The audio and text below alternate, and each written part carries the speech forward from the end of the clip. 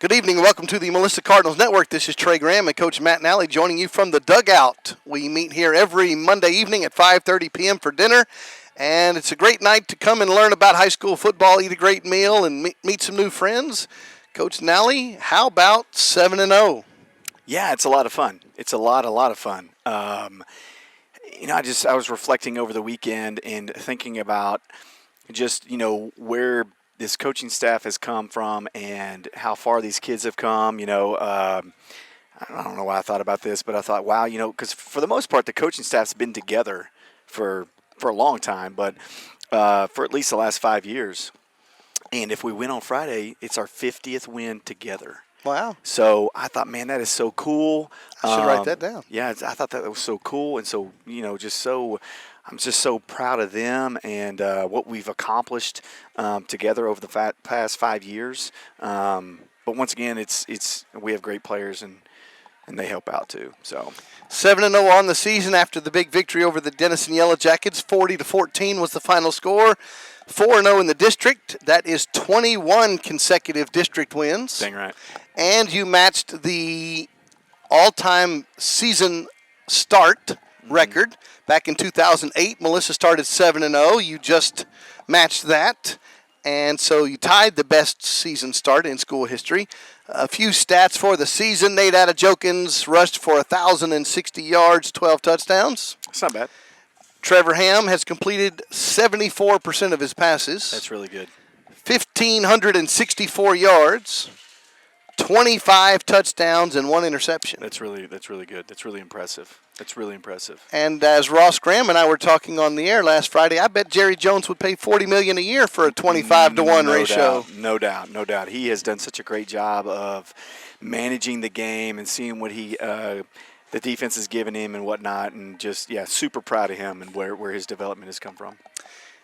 Carson Maynard, 35 catches, averaging over 22 yards per catch, 11 touchdowns. That's amazing. That's super impressive. That's amazing.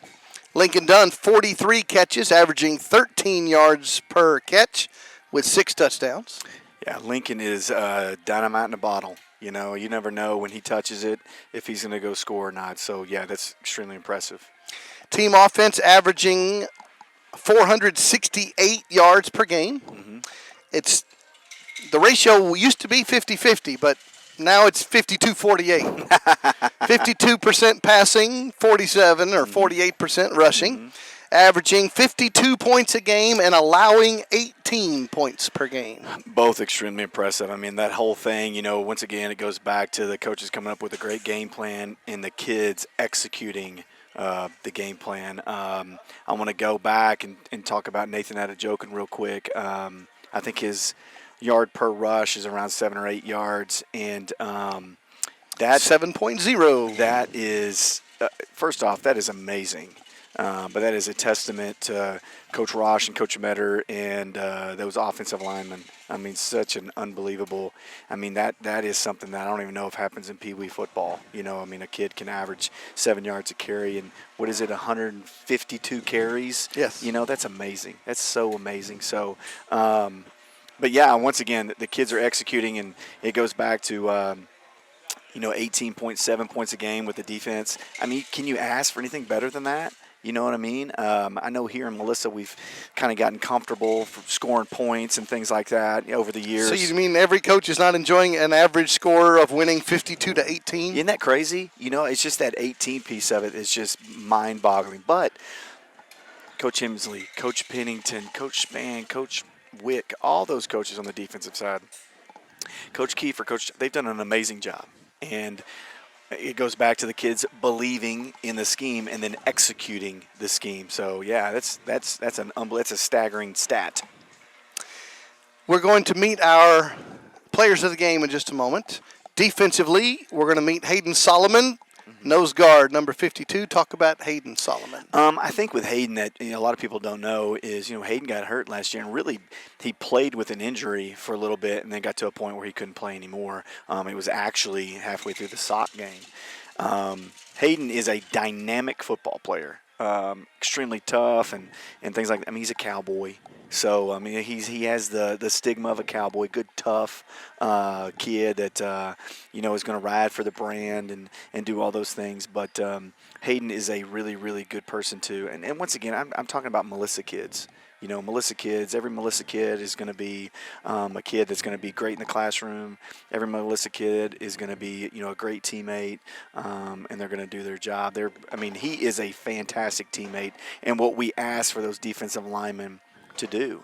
It used to be just Nigel getting a double team. And now people are going to have to, or people are starting to say, hey, we're going to have to double this nose too. So that's a testament to him and his work ethic and the things that he's overcome. And, yeah, he's a special football player for us. Our offensive player of the game, surprise, surprise, Nate Adejokin. We call this the Cardinals Scoreboard Show. We might need to start calling this the Nate Adejokin Show if he keeps coming back here. 3 touchdowns on the ground, gave him 12 on the season, and our fans will meet him again here in a minute. But a tremendous family. His parents are friends and part of our church, and a great family. Great family, great kid. But the thing is it goes with, I firmly believe that, Nate listened to some people last year in the regards of naysayers, and then Nate took that and made it a chip on his shoulder. In the spring, he had a goal. And he's reached that goal, and all these people, these naysayers throughout the past few months are starting to eat their words right now because he's really taking his game to a different level. But it has to do with everything he did in the spring, everything he did in the summer is where he's at right now. Hard work pays off. Oh, no doubt. So let's take a moment and look right back at last Friday up at Munson Stadium in Denison, defeating the Yellow Jackets 40-14. Your thoughts on that big win? I told this story Friday. When I moved here 9 years ago, every coach told me about 3 places that it was extremely difficult to win. And it was Argyle, Salina, and Denison. And I had never heard of Denison. I'd never heard of them. And so when we're playing them last year, they were like, man, golly, their kids play hard and this, that, and another. But thank goodness you're not playing them at their home stadium. And I'm like, what does that matter, But I go back and I remember these coaches saying it's so hard to win there. And then you go through the week and you call people up and you're talking to people and things like that. And they're like, man, the kids are going to play so hard, but the fans are going to be in the game. They're a part of the game. A couple coaches said, the 12th man will be the officials. You're going to have to play all those people when you go to Munson Stadium. So, and it was a difficult atmosphere to be in. It was dark. That was the first thing that I really got. I did think that their fans really cheered and supported them.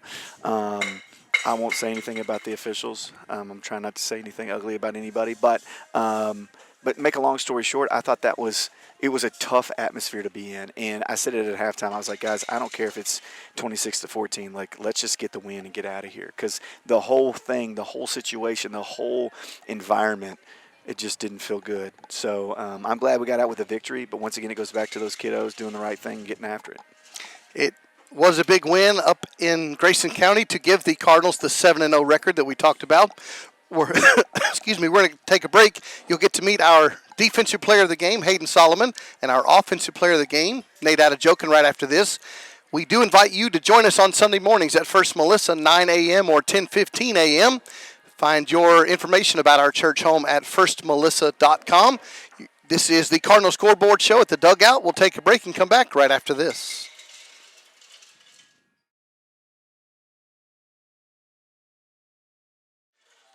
Welcome back to the Cardinal Scoreboard Show. This is Trey Graham joining you from the dugout. We get to introduce you each week to our players of the game.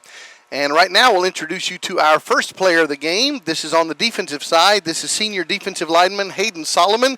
Congratulations. Welcome. Thank you. Have you been on the show before? I have not. Have you been to the dugout before? I think one time. Okay. Have you watched the show? I have. Okay.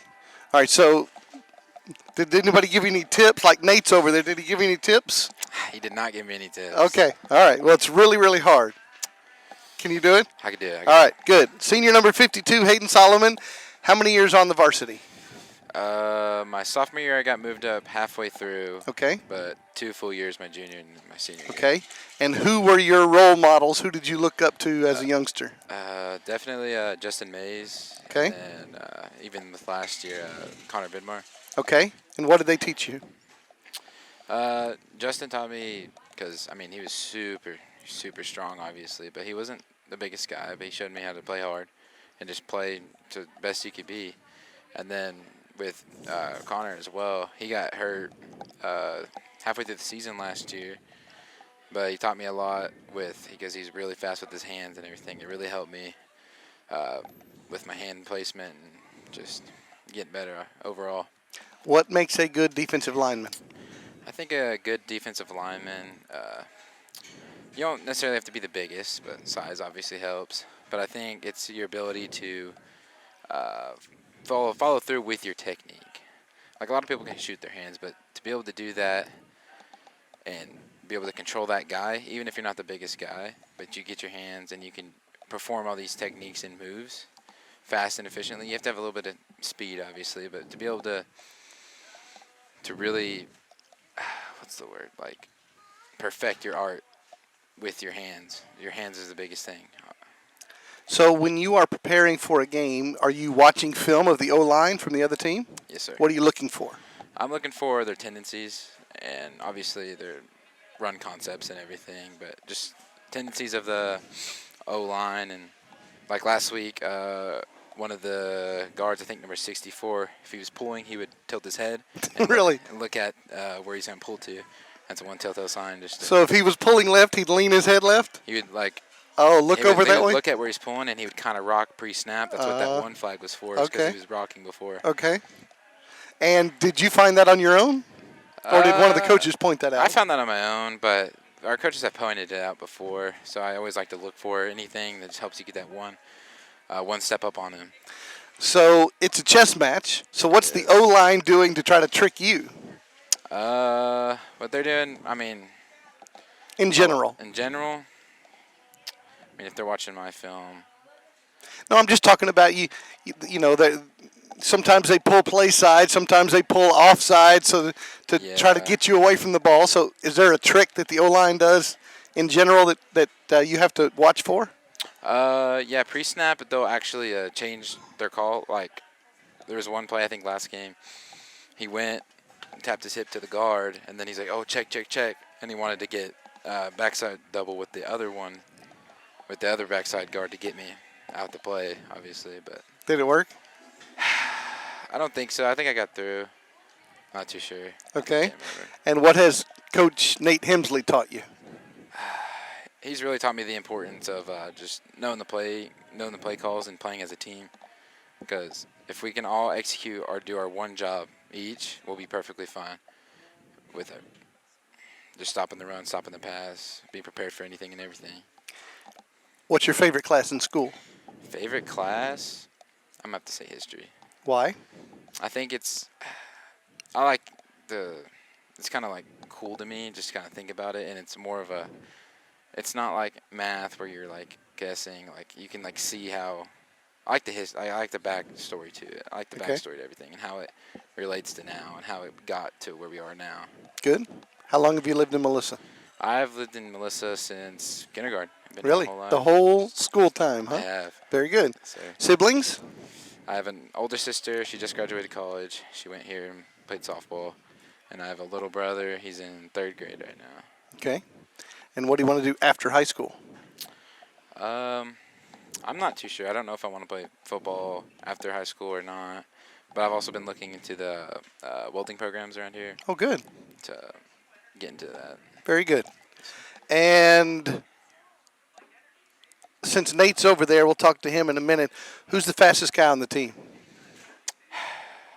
I have to say Lincoln. Lincoln Dunn. Lincoln's Okay. fast. All right. We'll tell Nate what you said. All right. Yes. All right. Congratulations on being our defensive player of the game. Thank you. Senior defensive lineman Hayden Solomon, the player of the game for the victory last week, will meet our offensive player of the game, Nate Adejokin, right after this. 3rd down, 10. Cardinals showing blitz, and the Jackets hand the ball off, and they go nowhere. Run right into Hayden Solomon. 4th and 10. And here comes the punt team. All right, 2nd down and 10. Yellow Jackets at the Cardinal 26-yard line. And they'll hand the ball off, going right and going nowhere. Hayden Solomon with a big tackle. And that was Ailman again, and he'll lose yardage. Yard line. Make it. Ty Rhodes is going to hand the ball off, going right. And Nigel Smith and Hayden Solomon say no mas. No gain, 2nd and 15. Trying to stay undefeated and number 1 ranked. They're going to give the ball to Ailman again. It's been a workhorse battle between Ailman on the Yellow Jacket side and Adejokin on the Cardinals side. Gain of 2. Good tackle by Hayden Solomon. He's had a great night all night at the nose guard spot. Stopped him short. Got a huge string tackle from behind.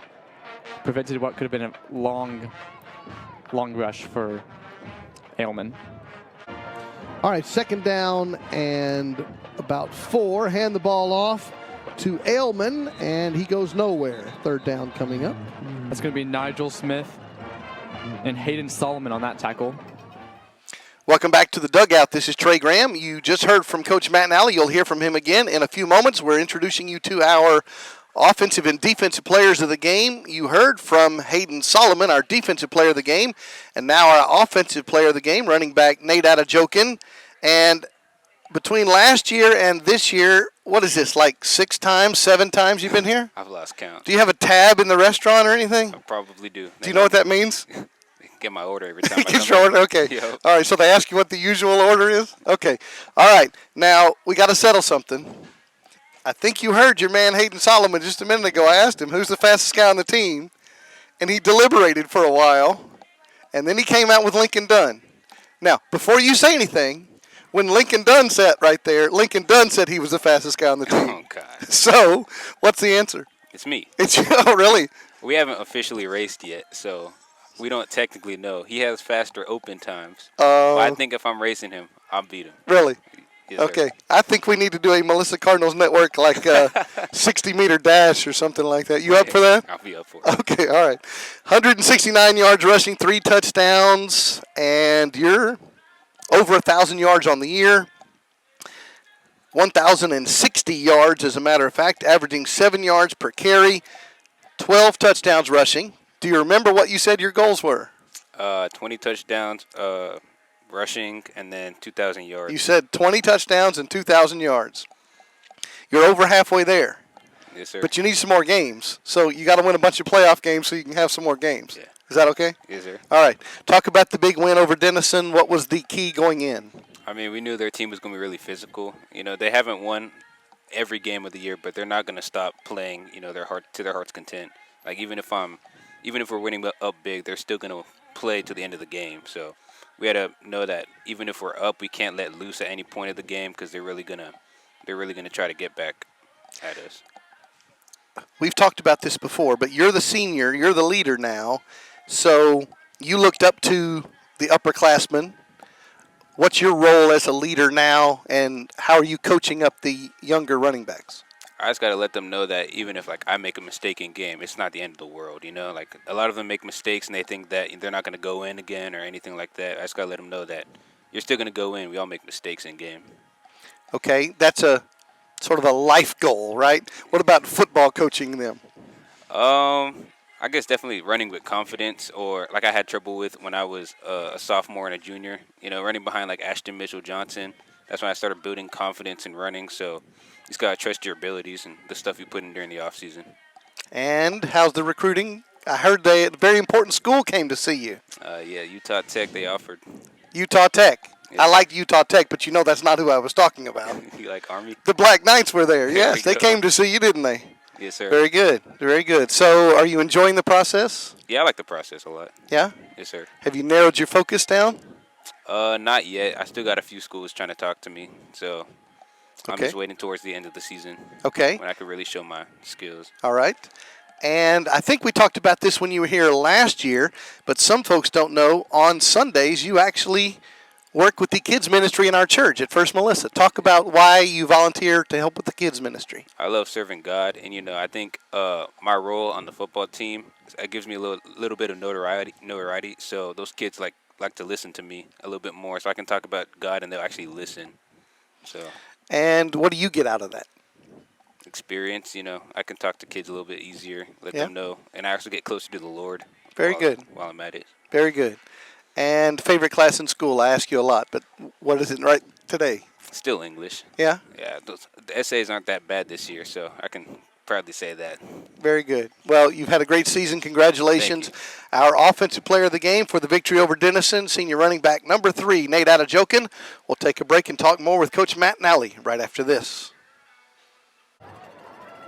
Motion man is Lincoln Dunn. And give it to Adejokin going right, has a seam and a first down. And showing some speed out there to the 47-yard line, quick 17 yards. Clock stops to move the change. He dove there at the end a little bit as well to gain some extra yards. Cardinals are going very fast. Clock rolling at 54, 53. Here's a 2nd and goal from the 4. And Nate Adejokin takes it in for his 10th rushing touchdown on the season. With 48 seconds, Cardinals' lead is back to 2 touchdowns. It's 26-14. The base offense is going to stay out, try to make this a full 2-touchdown lead. 3rd and 7 from the 30-yard line. Motion man is done. And give it to Nate Adejokin, who's going to have a first down and a breakaway. 10-5, touchdown Cardinals. Touchdown Nate Adejokin from the 30 yards out. Touchdown Nate Adejokin, who's going to be striving for 200 yards rushing tonight. What do you do when you need a big play on a big 3rd down? Nate. Give it to Nate, wide open. Big hole by the interior offensive lineman. Great run, great speed, eluded the defensive backs. Big touchdown run for Nate Adejokin. Here's our trips to the right for the Cardinals. They're going hurry up. Give it to Adejokin. He's got a nice seam, and that track speed comes out again. And he'll pick up 14 on that run. His hat back. All right, here is a handoff to Nate Adejokin, and he's going to push it forward for a stop at the 1-inch line. Everybody in the house thought he was in the end zone. Stop him in the inch line. All right, you have the down marker needs to get in place here. Here comes a snap from the 1-yard line. Give it to Nate again. Dive over the pile. And now, please, say touchdown. Touchdown. Cardinals. Nate Adejokin. And the Cardinals lead by 25, 39-14. Welcome back to the dugout. This is Trey Graham and Matt Nally. We join you every Monday night at the Z-Plex for dinner, 5:30 p.m. on Mondays. We invite you to join us. Make sure you subscribe to Melissa ISD on YouTube so you can watch every episode, and follow the Melissa Cardinals Network on Facebook.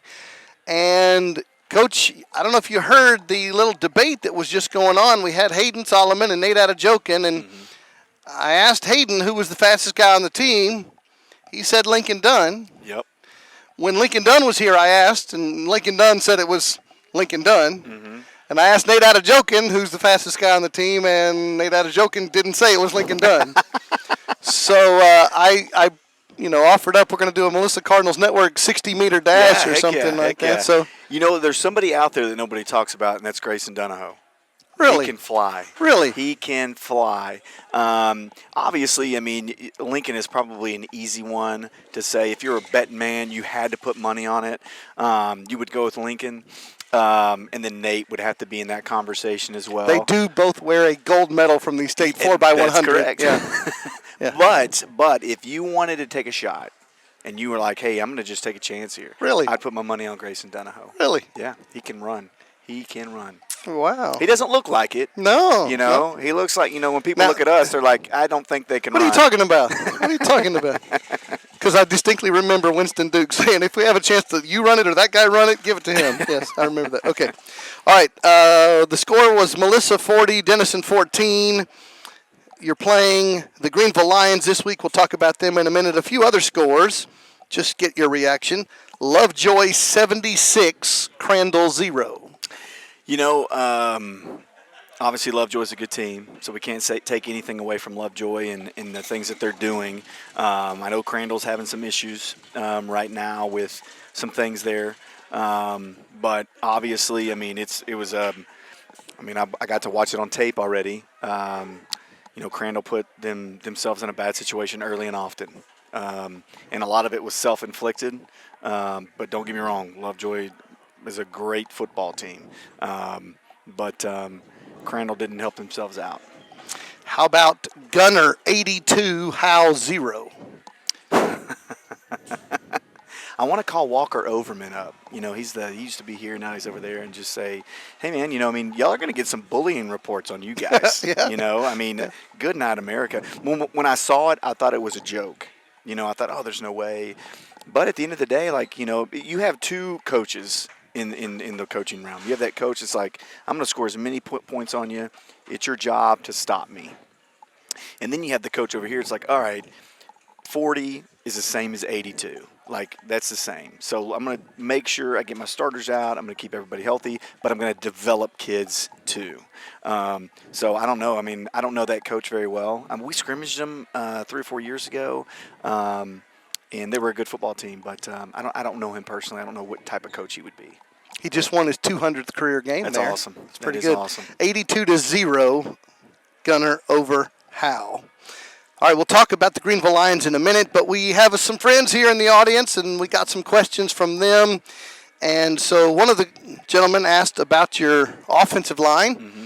It's a rare situation Right. that all 5 starters are juniors. Right. So you should have 5 starters as seniors next year, which is going to be great for next year, but the Right. following year you got to start over again. So what are you going to do with the O-line? Well, first off, talking about those 5 kiddos, those 5 kids are special in the regards of, they are juniors, but they're the whole group, not just those 5 kids. The whole group is a frat. It's very, very, close. And, when you play offensive line, you have to be selfless, and because, you're doing so many things and you're never getting your name called and whatnot. So, Unless you're holding. Right, Yeah. right. And someone said, the only time a lineman gets called, their name called, it's bad. Yeah. But 99% of what they do is for others. And that's all of them. But they're extremely tight. When they work out in their own little group, and it's kind of tough to get them away from each other and kind of put them with another group and things like that, just to build camaraderie because they're so together. Well, nobody can lift with them either. That's true. Yeah. That is very true. But it's I've never been around a group like this one, because you have Owen Hollenbeck, who literally could talk to anybody, stranger, anybody. He could talk to him in 5 minutes, has made a friend. And the other 4, you can barely get him to ever speak. Yeah. So homecoming's coming up, and I made a comment to one of them like, hey, you're going to ask a girl, a date, whatever the case may be. And someone came up and said, Coach, they don't talk to anybody. They're going with each other, So, but the thing is there's such a tight group, such a great group of kids to be around, in the regards of just love for one another. And when you talk about teammates, those kids are teammates. And to have them back again, it's just the craziest thing. Like, first off, you got to think about Owen and Jake. Owen and Jake have been on the varsity forever, and they played a ton of football games. Like, I couldn't even – I'd have to get a calculator to count how many games Owen's been on the varsity and played. So just that, not that overall talent, but the experience they have. Ryder got to play last year. Grayson got to play last year. So they already brought experience coming in. And then DeMondre coming in from Allen has just added to the group. And he's a part of the group. But those other kids, A.J. Cole, Reese Carter, Elijah, Contreras, there's just so many kids, McDowell, they're all in that group too. And the thing that I love about offensive line kids is there's not a hierarchy. It's just, hey, we're all in this thing together. So, yeah, you might get to go out there first, but we're still in this thing together. So I have nothing but mad respect for all those offensive lineman kids. But, it's special to have 5 juniors. To the point of it makes you think of I don't know, there's an old coaching saying that if you have a sophomore on your team, that counts as a loss. If you have a freshman on your team, that counts as 2 losses. Okay, so you have just a dynamic there that you don't have that situation next year. You know, you got those 5 kids coming back. But they do such a good job of mentoring those younger kids. We'll be fine with the offensive line just because of the fact of their leadership now and what they're going to do in the spring and the summer, developing those younger kids as well. It will be great when they graduate. But I'm I'm not going to lie, like it's the greatest thing because you know as well as I do, to win football games, you got to win the line of scrimmage. And you have those 5 juniors who are not small people. They're going to win the line of scrimmage, you know. So, and it goes back to Nathan Adejokin rushing for 7 yards a carry, you know. I'm going to knock on wood. I think Trevor might have been sacked less than 5 times on my hand, you know what I mean? Like, and he has 74 percentage completion percentage. He's got a lot of time. Yes. You know, and it has to do with those 5 boys. So it's a special thing, and like I said, I'm super proud that they're on my team. We have another question from the audience, but some of the audience, you can hear they're watching the games on all these TVs over here. Something we talk about a lot because you love it when I bring up how many penalties your team has all the time. It's one of my favorite. But the question is about reaction. Mm-hmm. How do you keep your cool, your coaches keep your cool, and how do you teach the players to keep their cool? Because we're going to say it right now. You have to have the officials. Nobody likes them. Everybody complains about them, but we can't play a football game without them. Right. And we've said it on the air. I mean, Texas, I assume other states too, but I don't care. Right. Texas has a crisis Correct. of a shortage of officials. Correct. Nobody wants the job. They pay you a little bit of money and everybody screams at you. Right. Right? But you got to have them. Right. Okay? Right. Not that you ever screamed at them. But it's a hard job. Yes. Okay? Yes. They're doing the best they can. Mm-hmm. But it gets frustrating. Mm-hmm. And so the question is, how do you keep your cool and how do you teach your players to keep their cool? Well, first off, I'm going to be straight with you. I pray, first and foremost, before the game starts, just about those guys and my relationship with them. Because, you know, my wife says that I'm like a werewolf, you know what I mean? Like I'm a good guy, and then Friday night the moon comes out and I turn into the werewolf. Yeah. But it's mostly about those guys in the white and the black, you know. But my thing is this, I tell the kids, it's not our job as coaches, it's not our job as officials to impact the game. It is your job to impact the game. It is not your emotions' job to impact the game. And when you make an emotional decision based off of someone that's trying to impact the game, okay, you're going to put us in a bad situation. So there's situations like on Friday night, and I'm not going to bring up the situation specifically, but 2 kids linked up. Well, this one kid was linking up a little bit too aggressively, in my opinion. Okay, and when you tell the official, hey, this is what's going on, our kid is he's a kid. You know, he's going to make a kid decision. And he got a flag. And to make a long story short, I just firmly believe it's not my job in that moment. That's the test time. Okay, we're taking notes, we're doing quizzes and all that stuff Monday, Tuesday, Wednesday, and Thursday. Friday, I'm not going to scream and yell at a kid during the test. Okay, so you take things on Saturday, Monday, Tuesday, Wednesday, Thursday, and discuss. Okay, that's the biggest thing for me. But Friday night is all about staying cool, calm, and collected because I feel like whatever my actions are is going to flood over to the team. And if I allow myself to get nuts like I did in Crandall, if I allow myself to get to that point, then I feel like we did think you got tossed that game. Yeah, I did. They let me you come talked back. yourself back into it. I know. But I believe that the kids are going to feed off of that. And I really learned my lesson. I don't know if you remember, but it was in the Stephenville game a couple years ago. They had punted, or we had punted. And Josh Nascimento ran down, and the kid did not fair catch it. He just smoked Nascimento. And that's one of my kids. You know, I took it as that. And I was so upset that they didn't throw a flag or whatever the case may be. And I feel like the way that I reacted right there before halftime bled into halftime and maybe even potentially the start of the third quarter.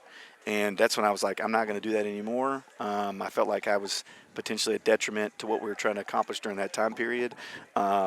So cool, calm, and collected to me is how I do that. Hey, there's nothing you can do about it. There's nothing you can do about it, man. Just go. And then we have that discussion on Saturday. Hey, man, you can't be emotional. And then you just have that conversation throughout the week in that regard. But coaches are it's like a salon where a bunch of old women go get their hair done. Okay, because what we do is I'm going to call a coach on Saturday. Hey, you're fixing to play, whatever. You're fixing to play Denison. Okay, well, this is what we did to 4 to get in his head. This is what we did to 3 to get in his head. This is what we did to 2. That's how coaches do this. We're all trying to, I guess, just see who's the biggest and baddest. Nobody wants to listen to us either. You know what I'm saying? Like, if we were coaches and I called you, you don't want to listen to me, okay? But you're going to take notes. Oh, my gosh. Nallie's calling. You're going to take notes about what I say. Same thing if you call me, oh my gosh, Graham's calling, but I want to listen to it. But that's just kind of how it works. And so what you do is you go in, and that is people think it's just about scheme. It's not. Like, you do scheme, but you're also scheming the emotion of the defensive coordinator. You're also scheming, the emotion of a player, and things like that. Like, it has gotten to the point of you're almost social media stalking people to see what's going on in their life. Now, I don't let the kids talk about whatever, but as a coaching staff, I can say, hey, this kid got on whatever and made a rap about the Melissa Cardinals in a very wrong way. We used to call this bulletin board material. Absolutely, absolutely. And you'd be shocked how many people put that out there, and you're like, hey guys, just want to let you know, but make a long story short, calm, cool, and collective. Like I said, for me too, it's going to be about, I firmly believe that God is not going to put somebody in your life that you can't help change in a positive way. So I'm going to pray for those people, and I try to talk to those people. I try to be very respectful and be calm with them, but also with the kids too. It is quite interesting, especially when I'm down there before the game with you on the field, and it's the nicest little chit chat. How's your family doing? And it doesn't stay that way. The thing is, so that's the question. I'm usually still working, so I'm not down after the game. So we do. I see you. I'm talk with them too. They're nice gentlemen. Again, they're trying to do their job, right? Right. You talk to them on the field before the game. Everybody's doing well. Number so-and-so got hurt. How's he doing? They're asking about your team. And then you yell and scream at each other for 3 hours. What's the conversation like afterwards? Or is there not one?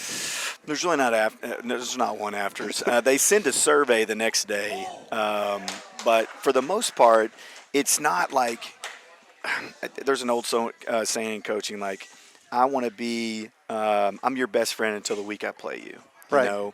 And every single official is the nicest guy you've ever met. And if you think about it, yeah, they're getting paid, but they're out there because they have a passion for the game and they have a passion for youth and they want to be a part of it still. Right. And I mean, that's why I'm coaching, So no one's trying to make a bad call. And that's something else I tell the kids and the coach. No one's out there saying, I'm going to do this on purpose. And nobody's out to get Melissa. Right, yes. Right. So I have mad respect for those guys. Every time we're playing a game, the first thing I say is thank you for being here. A, because there is a crisis. Sure. But B, on our sideline, I don't let anyone talk to the official except me. So, and most of the time, I try to be calm, cool, and collective. But you can hear the other side, and you're like, you guys are fixing to go through a war like these kids are fixing to go through. So thank you for being here. I really appreciate it. Because, there's smaller schools and there's schools all around the state that have to play on Thursday because of the shortage. Or Saturday, yeah, yes. Yeah, just because Meaning of the there's not enough officials to have everybody play at the same time on Friday. Right. So you have to move games. Right. And this is something that just recently has come about. Usually, everyone's playing on a Friday night.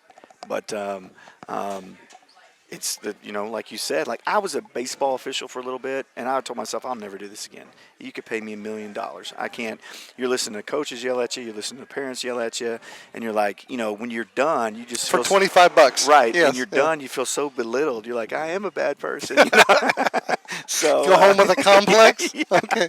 So, but yeah, I have a ton of respect for those guys and what they do. So. Well, we appreciate our friends coming out to hang out with us for dinner and asking some really good questions. Let's turn our attention. The Greenville Lions are the opponent this week for homecoming, and Greenville is 3-4 on the year, 2-2 in the district. Last season, in the only time these two teams have ever played one another, final score was Melissa 49-27. What should we look for the Greenville Lions? So Greenville, they lost their coach during fall camp. Like the second or third day of fall camp, they lost their coach. He retired, surprisingly retired. So they went out and they got kind of a legend. This guy's name is Randy Jackson. He has just been known to turn programs around. He was at Lone Oak, turned them around, went to Mesquite Poteet, turned them around. Went to North Forney, turned them around, and then he retired. And then he went overseas and coached overseas and won a championship overseas, and then came back, and he was at coaching school, and Greenville was like, hey, man, we're looking for a coach. You want to coach? And he was like, I guess. So, but he has done such a great job in the regards of teaching those kids about culture and whatnot. I'm not talking anything ugly about the guy before them because I don't know him. I know Randy Jackson. Randy was one of those guys that early in my career I reached out to. It was Jeff Traylor, Mike Maddox, and Randy Jackson that I reached out to, and they were so open. I mean, in all reality, when I came to Melissa, there was still some – well, I shouldn't say still. There was a lot of concepts that I was still running that Randy taught me, and there was some verbiage from Randy's offense too when I first got here 9 years ago. But he has changed the culture in the regards of I think the kids play extremely hard. What he does too is he runs an offense that's kind of like ours. It's very high tempo. The splits are extremely wide, and you're going to keep it very simple. But the one thing that he does is he can motivate kids to play hard, and that's the one thing that Greenville's doing. And you can look at 3-4 and all that stuff, and yada yada. And you can look when you look at their team, you're gonna be like, oh, they don't look like much, but man, they get after it. And yeah, I mean, it'll be a good game Friday night. Cardinals are 7-0. They're 4-0 in the district. Number one ranked again. New rankings for this week just came out. Still number one ranked in Class 5A Division II football, trying to set a school record for the best start ever. You and Joe Namath guaranteed it. You know that. So Cardinals have a homecoming game. The Greenville Lions are in town. 7:30 kickoff at Coach Kenny Deal Stadium. Hope you'll be by the channel. Join Ross Graham and I on the Melissa Cardinals Network. And again, come out and join us next Monday night, 5:30 p.m. at the Dugout. And before that, you can join us Sunday morning at First Melissa. Go to firstmelissa.com to find out more. Join us on Sunday mornings, 9 a.m. or 10:15 a.m. Thanks to Hayden Solomon for being here. Thanks to Nate Adejokin, our players of the game. Thanks to our friends coming out and hanging out with us and investing in the program and asking some good questions. Thanks for Cindy just sitting right over there watching us for an hour. That's pretty fun. And all the folks behind the scenes, thanks to the Dugout for hosting us. We'll see you on Friday night. For Coach Matt Nally, this is Trey Graham saying good night from the Z-Plex.